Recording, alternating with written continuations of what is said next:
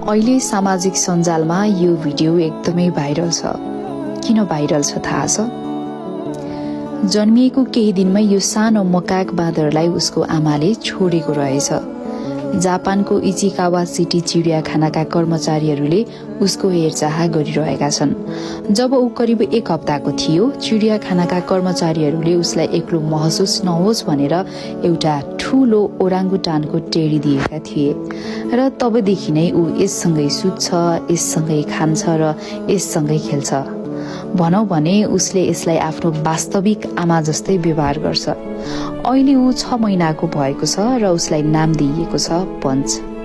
पञ्चले बिस्तारै अन्य बाँदरहरूसँग भेट्न सुरु पनि गरेको छ।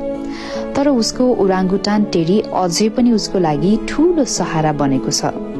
ऊ यसलाई जताततै बोकेर हिँड्छ र जब उसलाई डर लाग्छ वा नर्भस फिल गर्छ, ऊ तुरुन्तै आफ्नो टेडी भएको ठाउँमा दौडिएर जान्छ। र अहिले विश्वभर यो भिडियो निकै भाइरल भइरहेको छ। पञ्चलाई हेर्न र उसलाई हौसला दिन मानिसहरूको ठूलो भिड लाग्ने गरेको छ। यो सानो बाँदर पञ्चले हामीलाई एउटा ठूलो पाठ सिकाउँछ।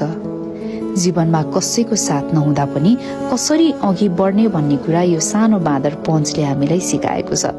त्यसैले तपाईँ पनि हरेक परिस्थितिसँग एक्लै लड्ने सामर्थ्य राख्नुहोस्।